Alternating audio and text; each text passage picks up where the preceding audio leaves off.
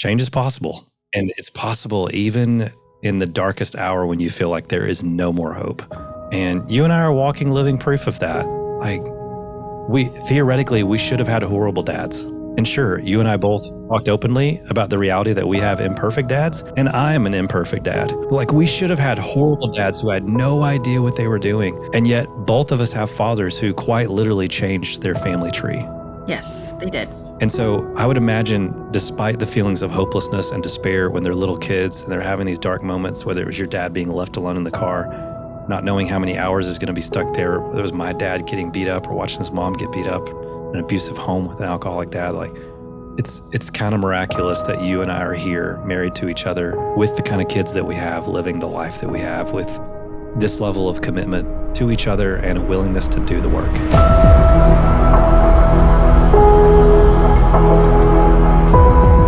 Hey friends, welcome back to Wow Live a Life podcast.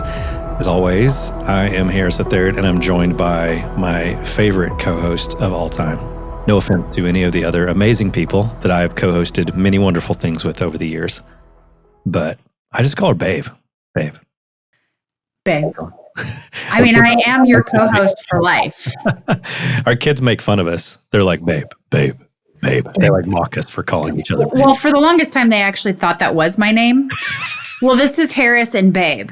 And I was like, I'm sorry. I'm not sure you understood the endearing term that your daddy was giving to me. Oh, her name's Babe. Yes.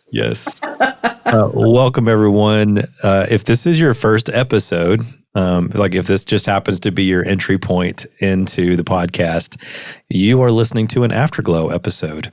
So we've been experimenting in this first season of the Wow Live a Life podcast with what we think is an interesting format. And it's interesting, a lot of podcasts are either one person talking directly to someone, sharing their ideas.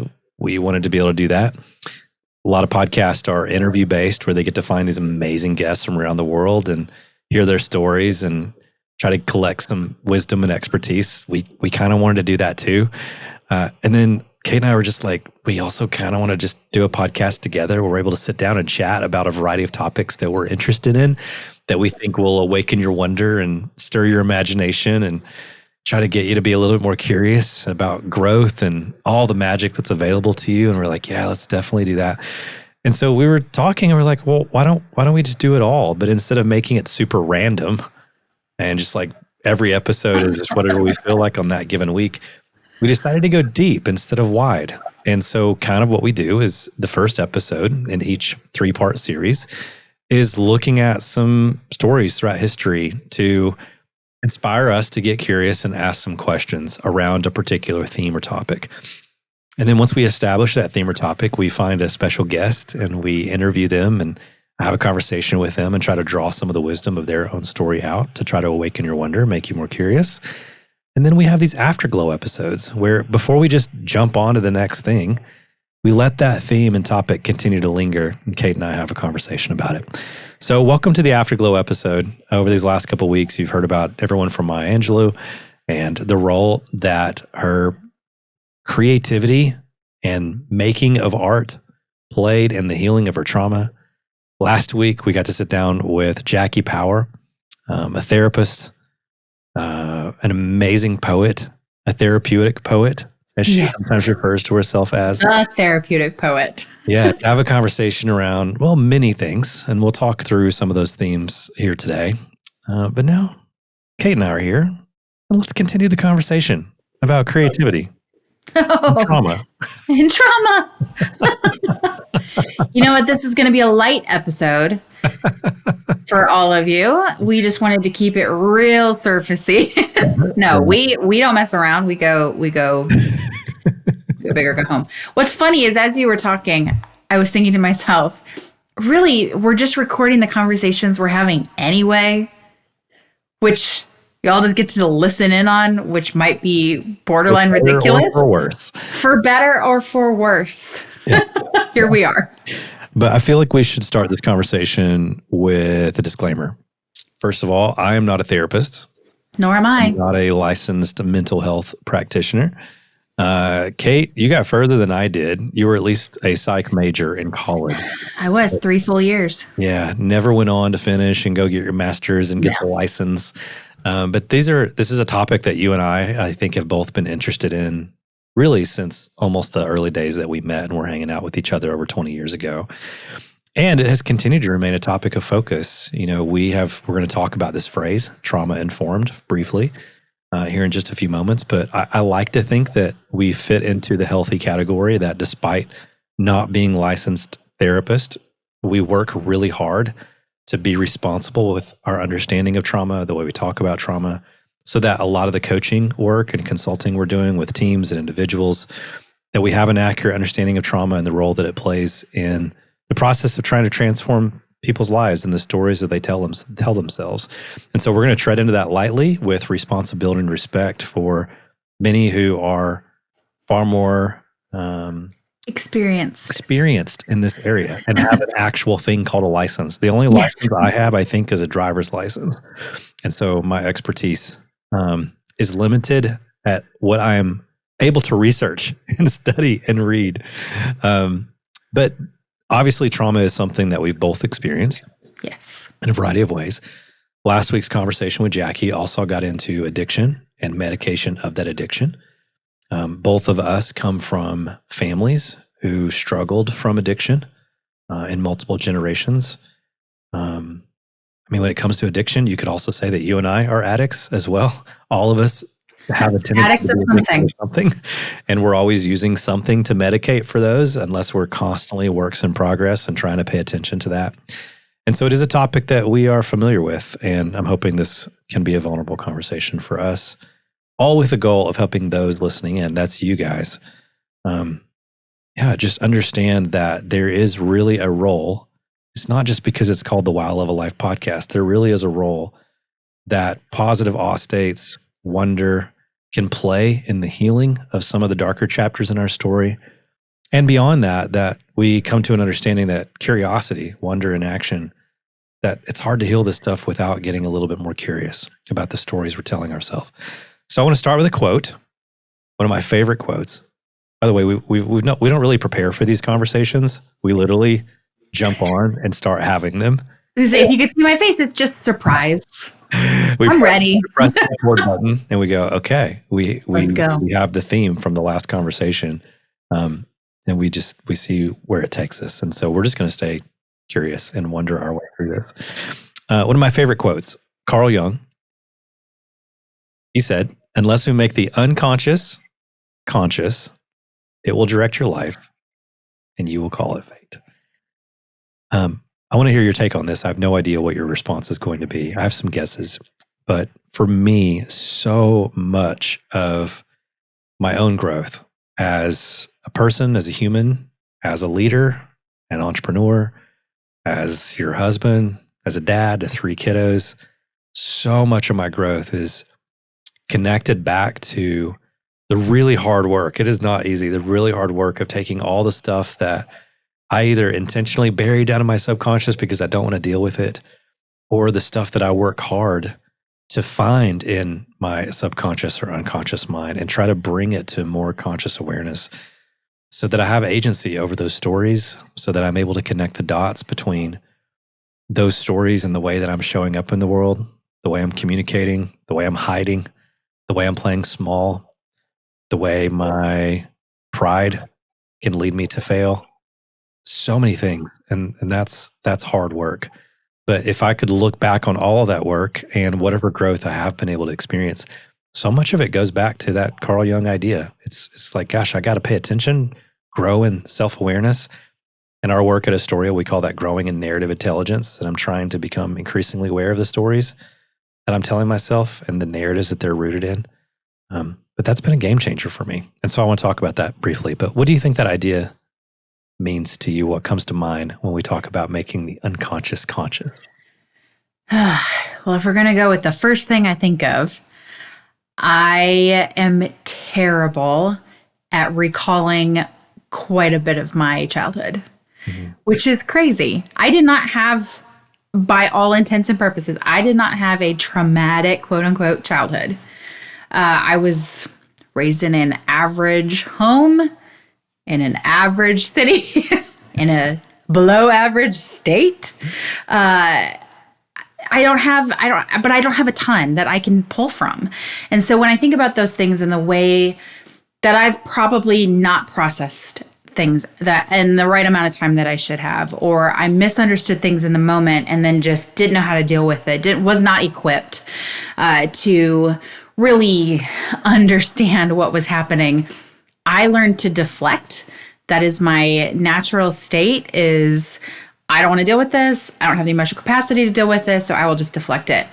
And in doing that, all of the things that I then participated in or the path that it kind of set me on to getting to when I met you and I was like, cool, welcome to my life. I'm broken and I don't know how to fix that. And I think in the context of the quote,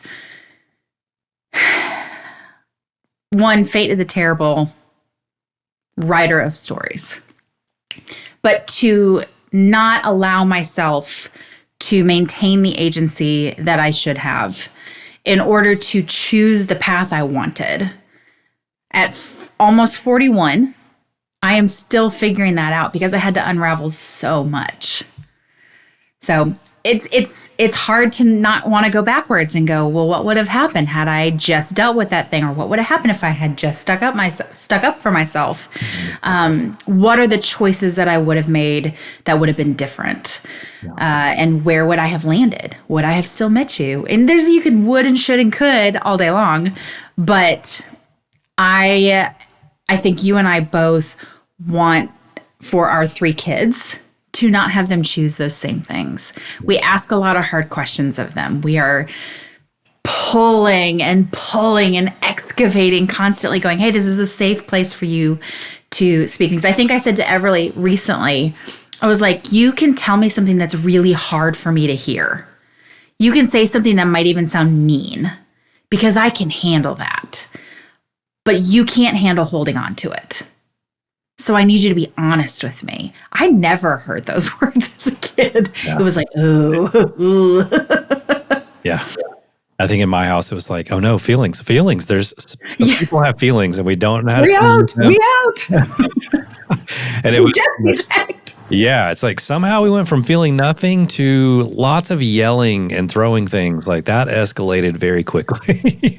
Hey, I grew up in a Scandinavian family with a lot of distance from our emotional selves and a lot of attitude to boot. Yeah. So dealing with, like, quote unquote, dealing with things was, hey, we're going to yell at each other and scream about it until we just can't even yell anymore. Yeah. And then by the time we're done, we don't even know what we were yelling about. Yeah. And no one even feels better. Yeah. And then the next time you try to hide it just a little bit more so that you don't have to do that again. Mm-hmm. Yeah. Because let's be honest, that's kind of what the first few years of our marriage were like. I something else I've been thinking about lately on this subject is, I don't think I've ever talked about this before. I've been really hard on especially my dad, like publicly hard on my dad. I spent a lot of my 20s trying to earn the approval of so much of the world around me, only to then make the unconscious conscious and realize, holy crap, this is all me trying to get my dad to say, hey, son, I'm finally proud of you. Like, you're finally enough, right? You finally measured up to my expectations. And then once I realized that, I spent a lot of my 30s, for anybody who's heard me speak, a lot of times I've been transparent about my relationship with my dad. If you read my book, I told the story about my dad. If you saw him, there's a documentary made years ago called Counterfeit. It's pretty hard on my dad. And while simultaneously being hard, I've also tried to balance that with the very obvious and evident love that my dad has had for me. And despite our relationship being complicated, it's also like, it's genuinely good. Like, we talk, we hang out, we laugh together, and sure, it's not perfect. And there are days I wish it was deeper, but like, we're good. We're totally okay. It's not like I'm estranged, right? No. Our family's close. Like, they live close now. We hang out at each other's houses. Our kids spend the night at their house. But when I think about the conversation I had with Jacky and how so often there's this trauma that then gets passed down, the lingering effects gets passed down from generation to generation. We have a mutual friend who always says, look at what's in someone's upstream, right? When I look at what's in my dad's upstream, my real grandfather, who I have a vague memory of meeting very briefly when I was a little kid, but I never really knew. I have no connection or understanding of who he was. I share his name. I'm literally a third, and I share this man's name.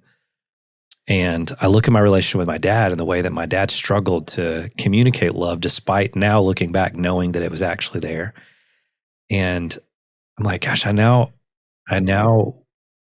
look at it with so much more grace and understanding. So I'm like, gosh, if you're getting beat up all the time when you're a kid because your dad is an alcoholic and is throwing things, and you're seeing your mom who's constantly trying to protect you and take care of you, you're seeing her get drug around the house by her hair, her clothes, and beat up all the time. You're trying to take care of your little brother. Gosh, like in that context, I can't believe how amazing my dad was at being a dad, right?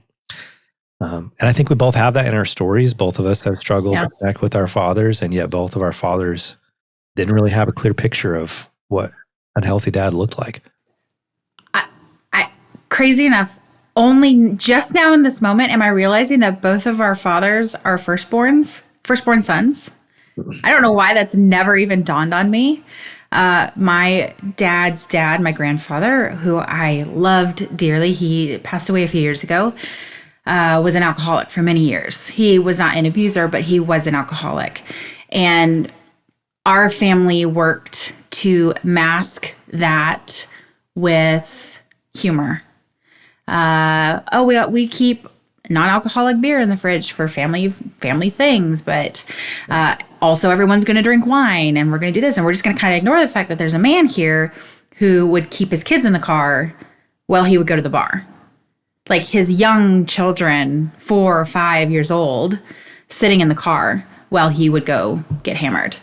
And the humor part of it never was funny. And even as a kid, I knew that. So it's so fascinating to think about, because we don't talk about it. My parents aren't drinkers. And they're great, wonderful people. But yeah, when we got married, there were a lot of things that you and I brought to the table that we went, man, some of the stuff in our family's history is really heavy. Do we want to continue with? Do we want to continue this? I don't think we, because again, we had not made the unconscious conscious. No. I don't think we knew the way that it was leading us to show up in the world and communicate with each other in a certain way and connect with each other or not connect with each other in a certain way. There's just, it's there, it's imprinted on you, passed down from generation to generation, and still not dealt with. You will not hear. And it's interesting, if I were really to sit down and look back, I can be incredibly critical and point out all of the faults. Here's how all of the things were that you came up short. You didn't do this, you didn't do this, you didn't do this, you didn't give me this. But the man who was my father is light years different than his own dad. Same. And like that gets me emotional because I deeply care about my dad.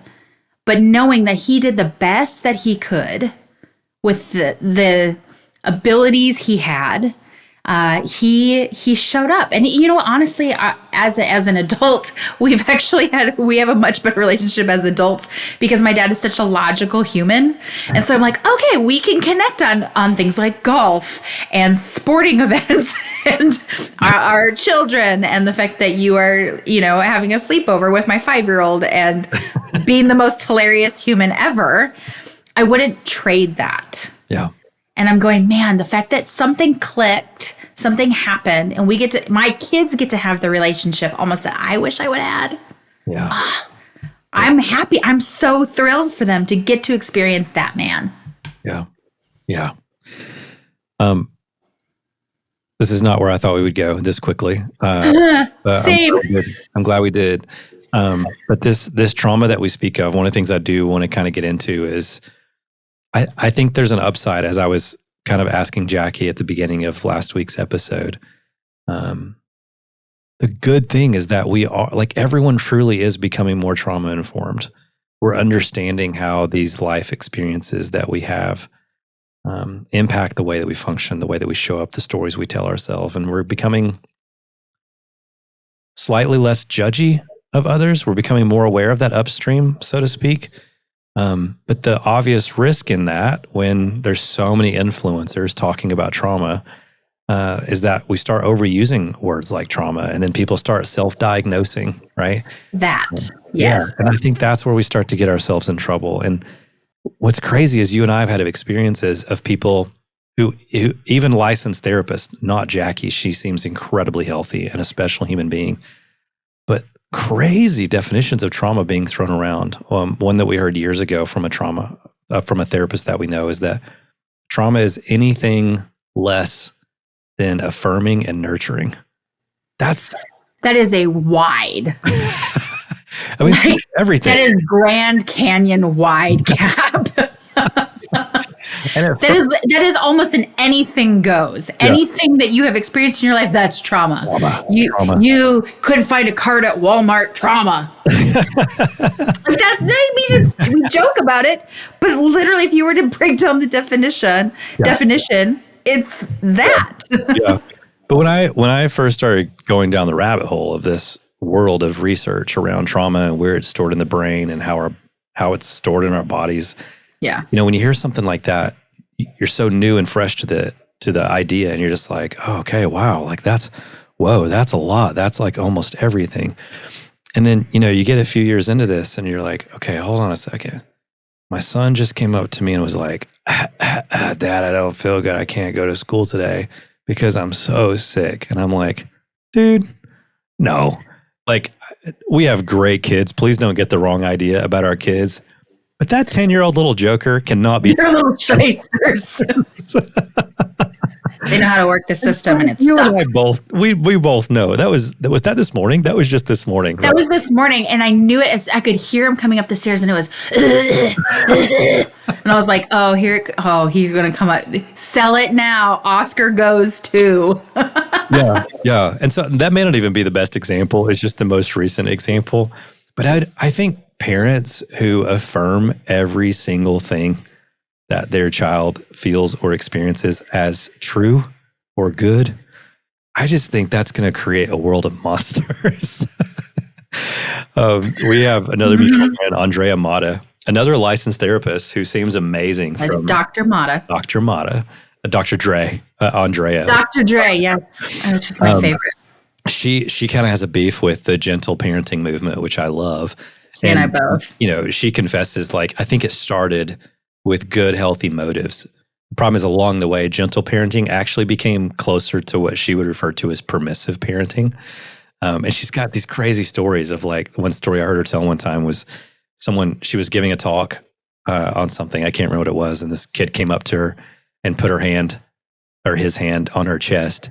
And then when she looked down, the kid did the little bloop, gotcha thing up her nose, I think was the story. Yep. And she's like, I'm sorry, please don't put your hands on me. Go back and sit down. Long story short, not trying to over dramatize it, but she gets a phone call because probably some parent called the school. It was like, you can't tell my kids what to do. And I'm like, a teenage boy put his hands on me, put his finger on my chest and tried to do a little trick thing with it's like, no, that's not okay. And it's like, we're trying to create space for these kids to be able to express themselves. I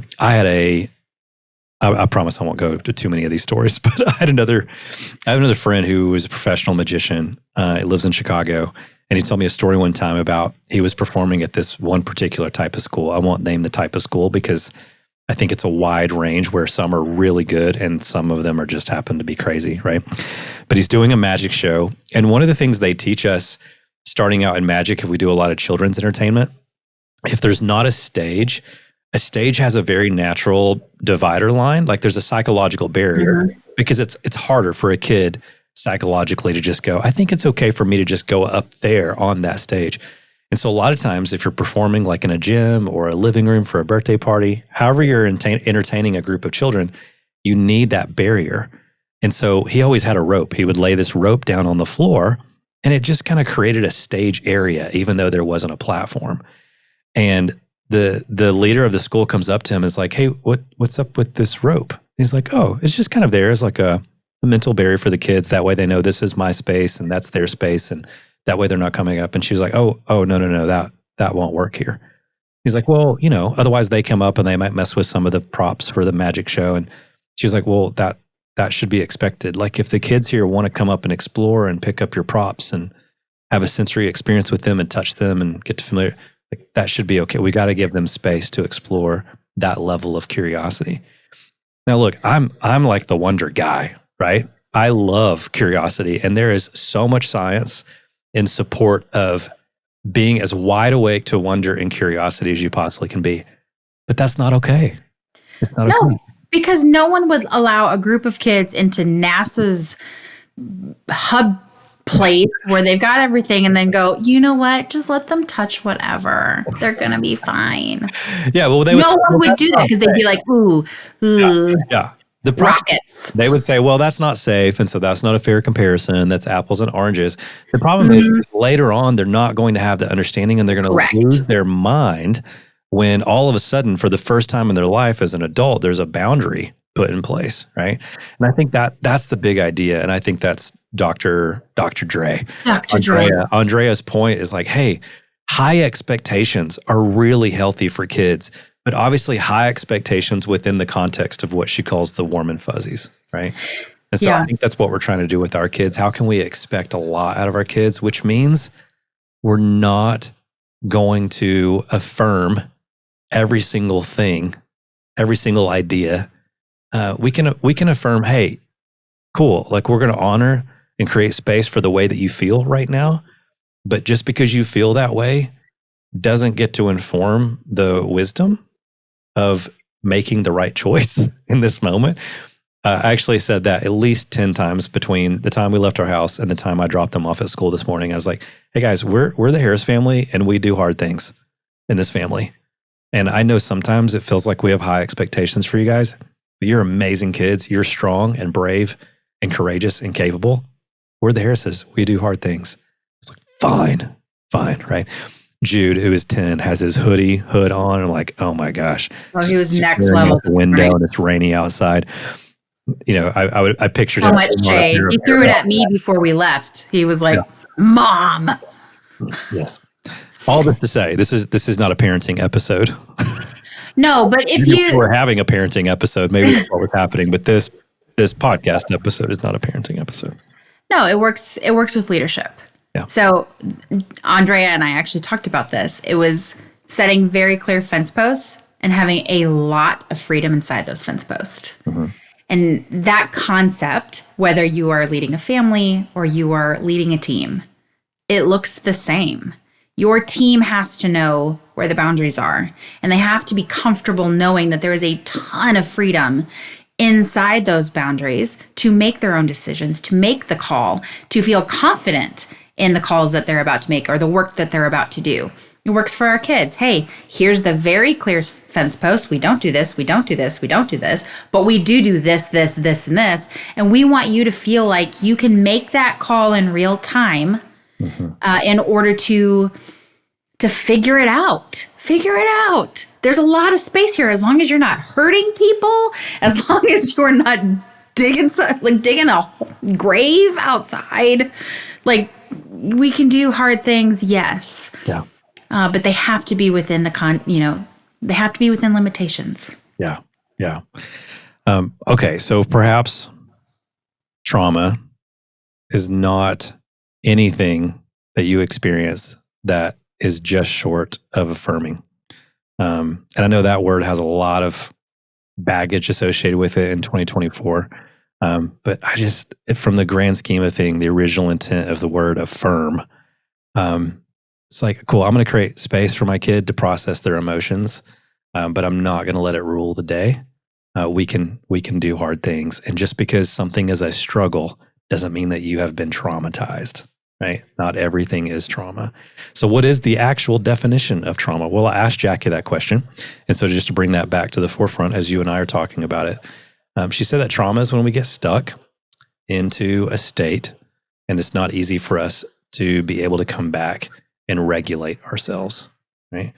That experience we have where all of a sudden the story doesn't compute. There's something broken and all of a sudden we feel like we're no longer in control because we can't regulate our emotions.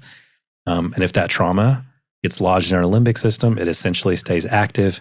And then any experience we have that is reminiscent of that story, our brain freaks out going, oh no, that thing's happening again. Our body and our nervous system freaks out.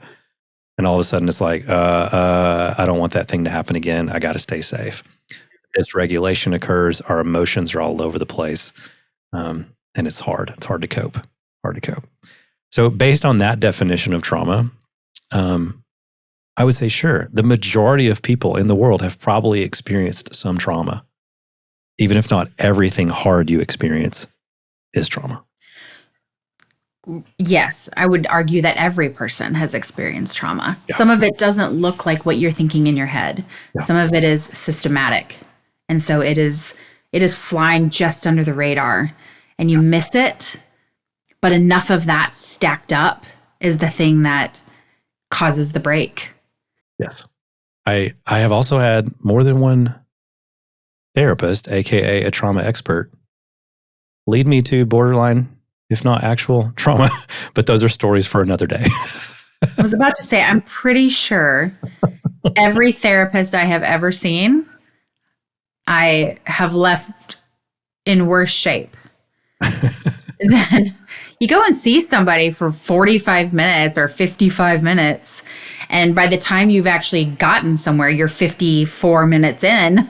Yeah. And they're like, cool, time's up. I know you're in a complete meltdown right now, but I have another client and they're here waiting. I can't deal with this. And you're like, cool, I feel terrible.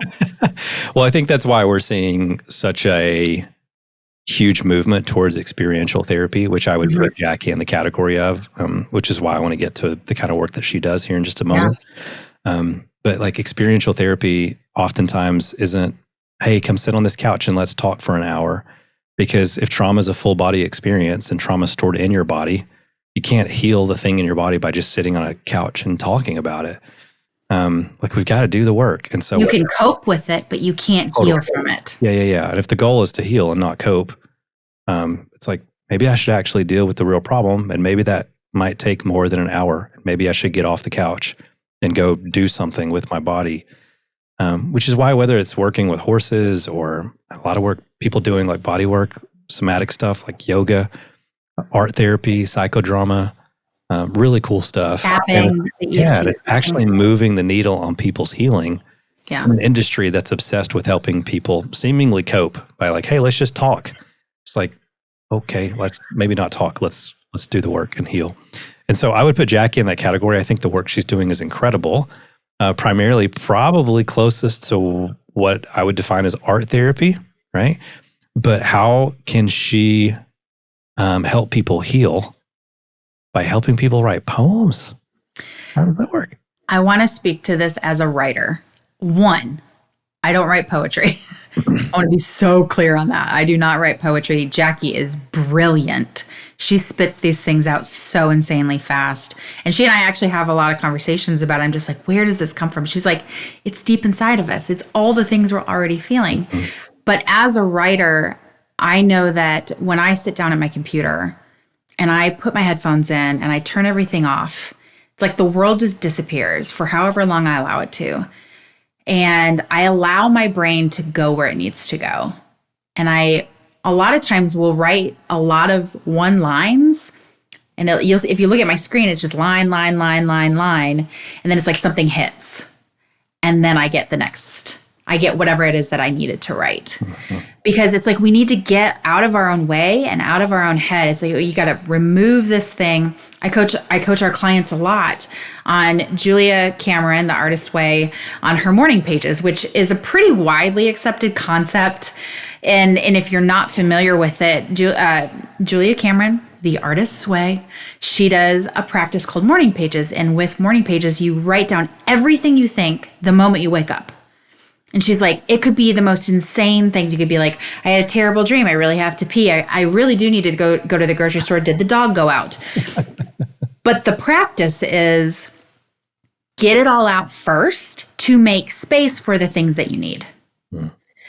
Get it all out so that you can be much more aware with all of the things that are bouncing around in your head It just helps clarify, it helps focus. And it's one of the beautiful things about writing is that it is a deeply emotional thing if you allow it to be. And I think music is similar. Who is it? John Mayer has a line in a song that says, "Someone else's heartbreak becomes your favorite song." And I think that's such a poetic way. I'm going to use the word poetry. It's such a poetic way to say someone else's pain that resonated with you. And it became this anthem for you because you saw yourself in it. And really, that's the power of words. It's the power of language. It's the power of allowing ourselves to feel those deep things. Our words are those byproducts of those feelings on the inside. Yeah. Yeah. I remember when I asked her about this, here's a quote. She said, the true essence of poetry, it's in the noticing and the reframing. It's almost like it acts as a prism. Of course, she said it beautifully too. Yeah. She talks about how, when trauma is active and we haven't done the work to heal from it, it sort of kills our creativity. And so allowing yourself to play is really essential to that healing process. It's like you have to learn again that it's okay to express yourself and be creative and play. And writing poetry makes that a little bit easier, not quite as much of an uphill battle because you're using metaphor. And I think about this with our kids all the time, especially our middle kid. She is incredibly creative and has struggled. She's gone through some hard stuff lately. She's a big empath.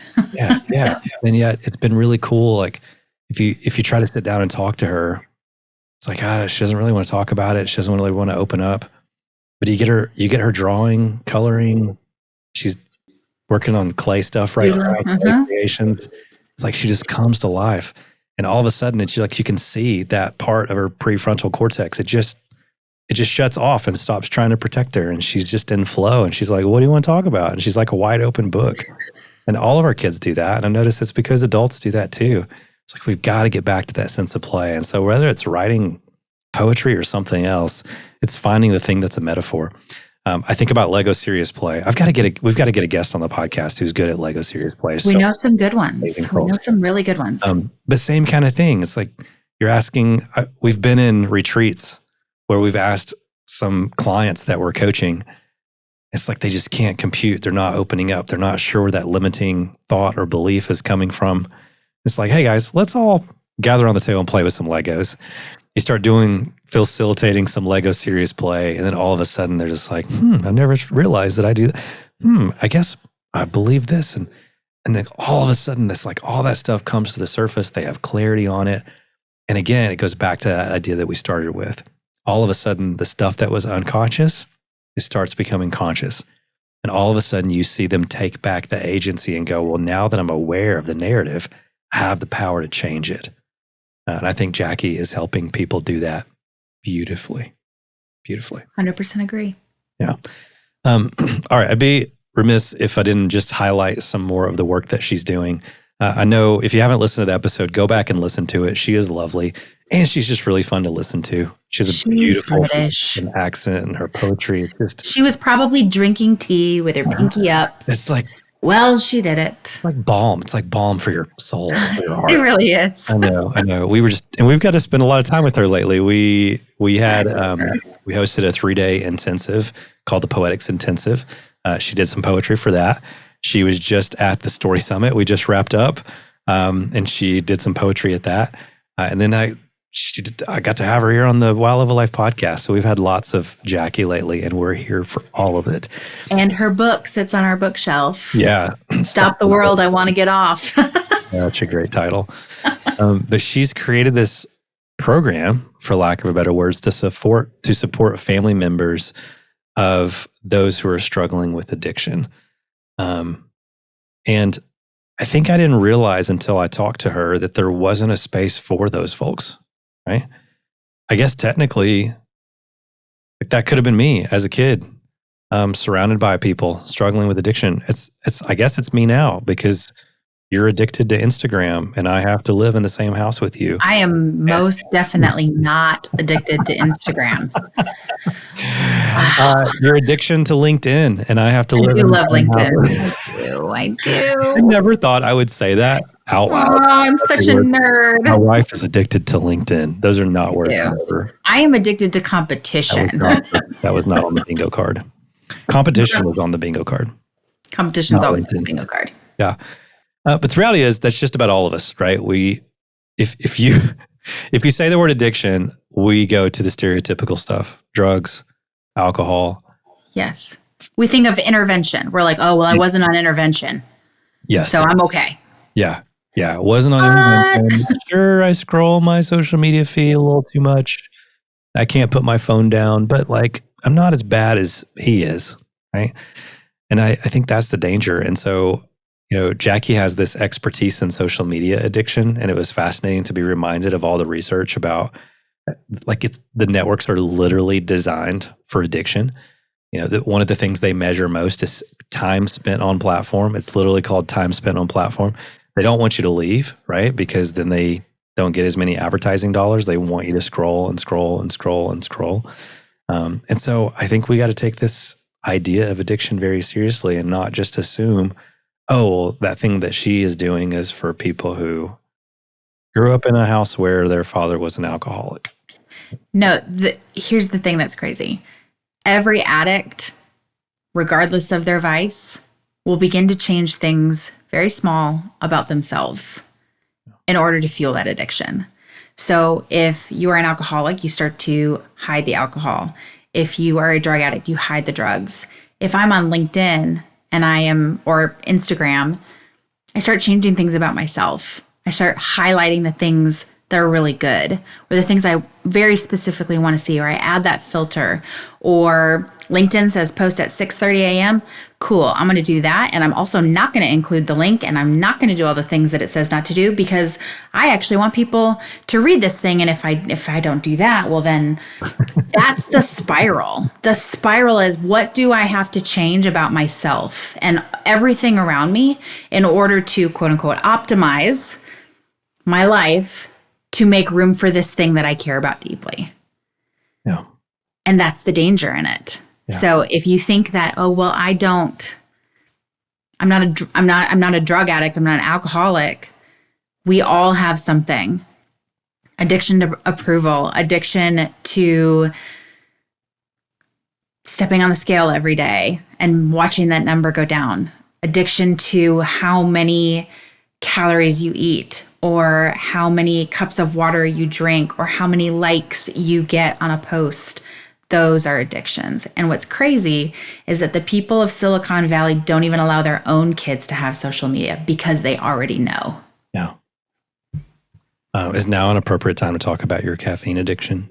I 100% have a caffeine addiction that I don't want to talk about. I'm joining Jacky's program. No. Jackie, nope. I need support. Help me cope with learning how to live in a home with someone who is struggling with addiction. No, I can quit anytime. That's what everyone says. I can quit anytime. No, that caffeine addiction is really for your benefit and not even as much mine.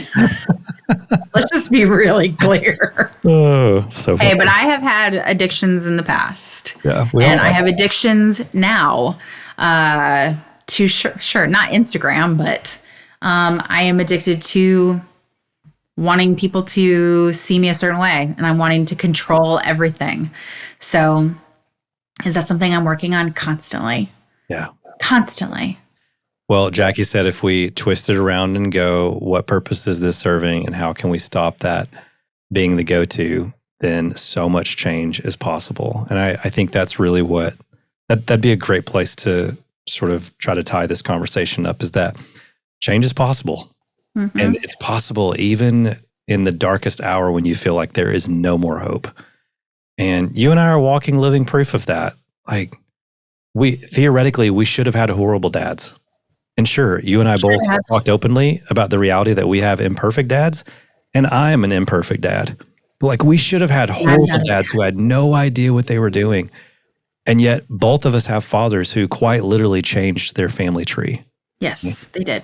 And so I would imagine, despite the feelings of hopelessness and despair when they're little kids and they're having these dark moments, whether it was your dad being left alone in the car, not knowing how many hours is going to be stuck there, whether it was my dad getting beat up or watching his mom get beat up in an abusive home with an alcoholic dad, like it's kind of miraculous that you and I are here married to each other with the kind of kids that we have, living the life that we have with this level of commitment to each other and a willingness to do the work, right?